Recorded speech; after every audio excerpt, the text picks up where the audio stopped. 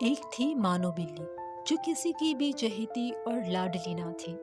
اس نے شہر کے ایک کباڑ خانے میں آنکھ کھولی اور پھر اپنی ماں اور دوسرے بہن بھائیوں کے ساتھ مختلف جگہوں کی تبدیلی کے بعد ایک قصاب کی دکان کے پاس ایک گندے سے نالے میں رہنے لگی۔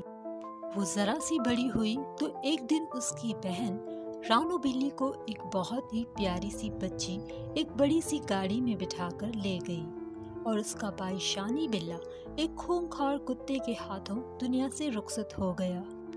وہ بڑی ہوئی تو اس کی ماں بھی اسے چھوڑ کر چلی گئی۔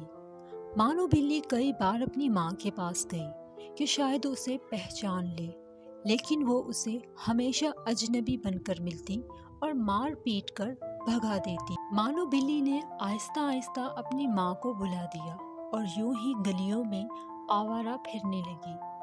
ایک دن اچانک اس نے اپنی بہن رانو بلی کو دیکھا جو ایک بہت بڑے سے لان میں گھاس پر بیٹھ کر دودھ پی رہی تھی۔ رانو بلی فوراً آگے بڑھی اور اسے پکارا، لیکن اس نے اپنی بہن کو پہچاننے سے انکار کر دیا اور اسے اپنے گھر سے نکال دیا۔ رانو بلی کا دل ٹوٹ گیا۔ وہ باہر نکلی تو ایک نہایتی شرارتی بچے نے ایک پتھر اسے دے مارا۔ پتھر اس کی ٹانگ پر لگا، وہ لنگڑا کر گر پڑی۔ اسے انسانوں پر غصہ آنے لگا کہ وہ کیسے دیدہ دلیری سے ہم جیسے معصوم جانوروں پر ظلم کرتے ہیں اور انہیں کوئی کچھ نہیں کہتا۔ وہ اپنی زخمی ٹانگ کے ساتھ ایک گھر میں داخل ہوئی تو وہاں ایک مہربان بچے سے اس کا واسطہ پڑا۔ بچے کو اس کی حالت پر بہت ترس آیا۔ کچھ دیر بعد اس کے لیے ایک پیالے میں دودھ لے آیا۔ مانو بلی پہلے تو بہت جھجکی، پھر اس نے سارا دودھ پی لیا اور پھر لیٹ گئی۔ آخر بچہ آیا تو اس کے ہاتھ میں مرہم پٹی تھی۔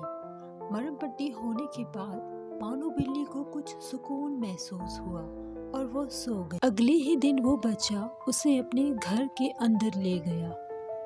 مانو بلی کو بھی اس کے والدین مہربان اور اچھے معلوم ہوئے، چنانچہ جلد ہی وہ اس گھر میں ایک گھر کے فرد کی طرح رہنے لگی۔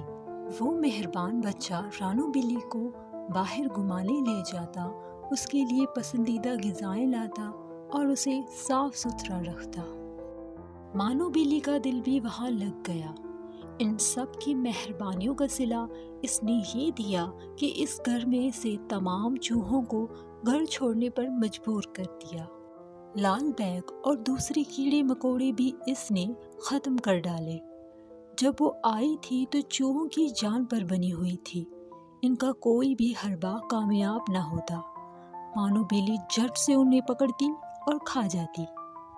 اچھا کھانا پینا، آرام اور سب کچھ ملنے لگا تو مانو بلی آہستہ آہستہ کامچور ہونے لگی۔ کھا پی کر سارا دن سوتی رہتی۔ زیادہ کھانے پینے کی وجہ سے مانو بلی بہت موٹی ہو گئی۔ چوہے بھی رانو بلی کی کمزوری کو جان چکے تھے۔ اب چوہے ہر روز ادھر ادھر پھرتے اور مانو بلی انہیں پکڑ نہ پاتی کیونکہ وہ بہت موٹی ہو گئی تھی، کیونکہ دوڑنے کی وجہ سے اس کا سانس پھول جاتا اور وہ تھک جاتی۔